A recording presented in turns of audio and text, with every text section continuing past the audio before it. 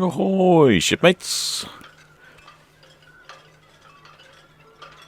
Thought we'd have a look at the P&O Iona.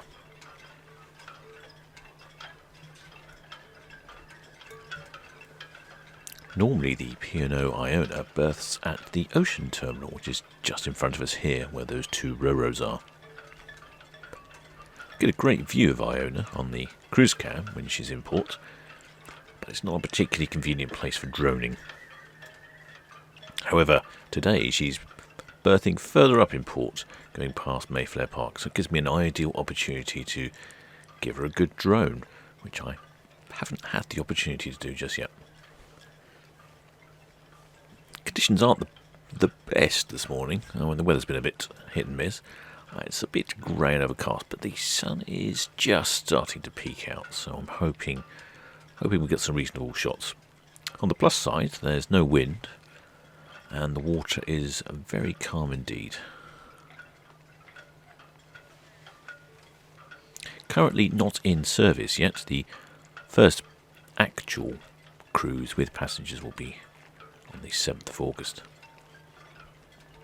Currently she's just in and out of port to refuel, restock, and then she goes back out and drops anchor on one of the wonderful bays on the English south coast.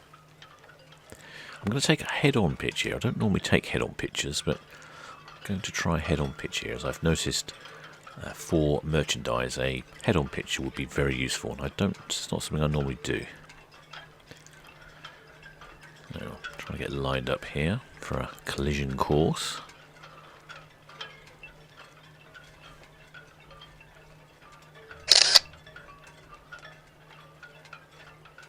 It's not too bad a picture. Unfortunately, I couldn't get much closer because as I'd dropped altitude and was taking this picture as a sort of warm-up, I sometimes take a lot more pictures than I need to. You just get sort of into the warm-up and get your framing right and make sure the exposure on the camera's right. There was an oyster catcher circling around. I've had a bad experience with an oyster catcher. It took out one of my drones a while ago. So I decided that it was a better place to be would be to come back up again. It seems that the oyster catchers are like to circle around you when you're lower, but if you go a bit higher, they seem to give up. There you can just see him at the bottom of the screen there, little devil. I was in Ocean Village the other day, in fact, and there was a chap there with a much larger drone, and he was taking pictures of a property, and there was oyster catchers circling all around him. Don't know how he avoided crash. Iona is P&O's new flagship, and she came into port for the first time a few months ago to a fantastic display, water salutes, lots of people, lots of hooting and honking. Excellent display. Fortunately, I didn't drone her when she came in. The weather conditions, the rain was sort of coming and going, and I had a live stream going instead, so I thought I'd stick with the live stream. Yes, actually, the sun has started to come out, so we should be getting some better pictures. Unusually for a ship, the Iona is powered by LNG. And it makes her the first LNG-powered ship dedicated for the British market. I'm guessing there are some other LNG-powered cruise ships. I know there's a LNG-powered container ship. I'm guessing that's not very friendly for passengers, so I'm guessing it doesn't count.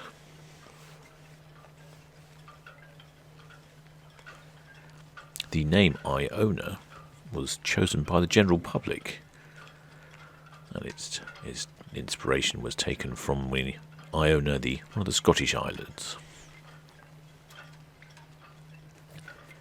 I'm at the limit of how far I can fly, more or less, so I'm just waiting for Iona to gradually move into shot.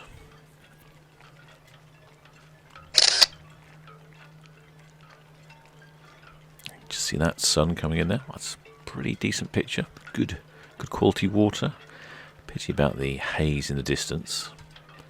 But I don't know, I think that might work. I'm one of the posters I've tried for the merchandise is an incredibly long, thin panoramic, and it really suits cruise ships down to a T.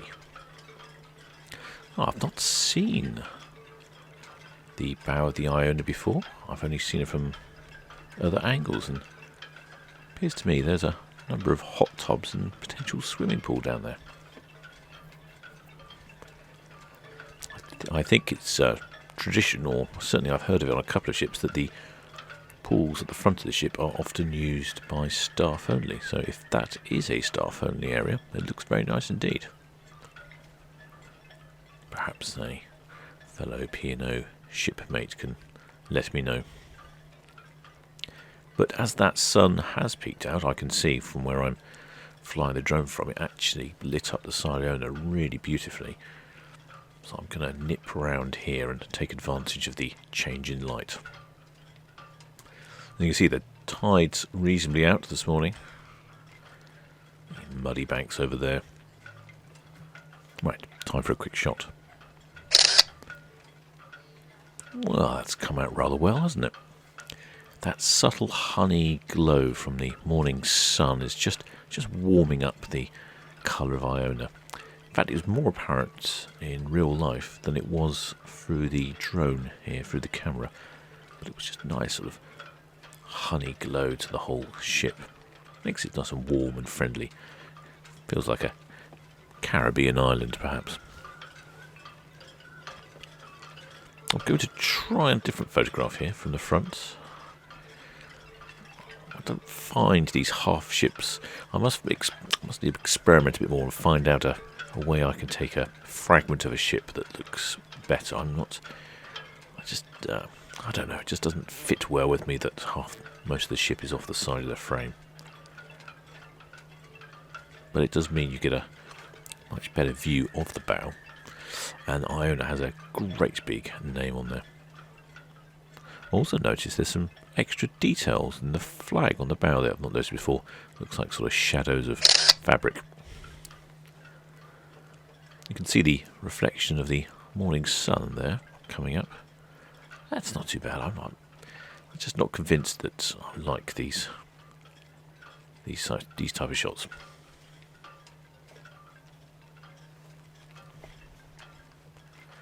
As you can see, there's plenty of cabins on board here.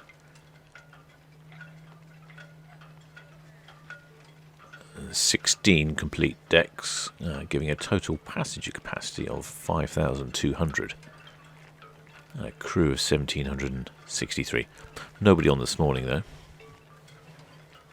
Just an empty cruise ship with crew only.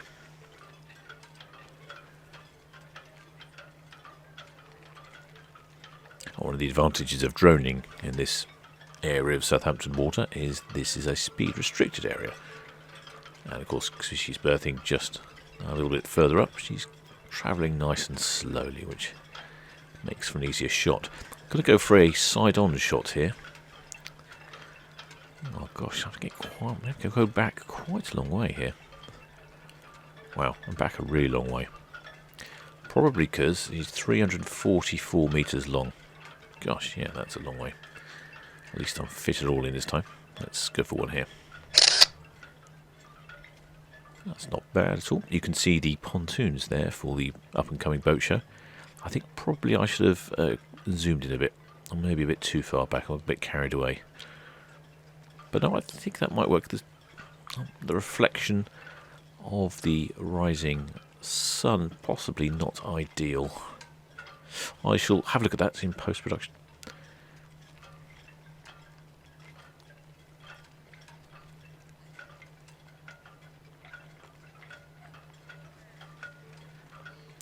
Iona's maiden voyage should have been last year in May, but of course that all went terribly wrong. Oh, this looks lovely, doesn't it? Yeah, I think that's a much better angle. Won't necessarily work so well on the panoramic photos that I'm thinking about doing, but I do like the shot. You can see the regal princess in the background. That's one thing you do notice about Iona, how clean she is. It's not a rust spot or any marks on her whatsoever. Looks like she's just come from the factory, which I suppose in reality she has just come from the factory.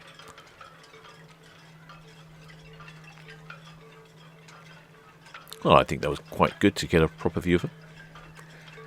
I'll have to get a few more videos in, and when she's in better locations and the conditions are better. Just a short one this time, shipmates.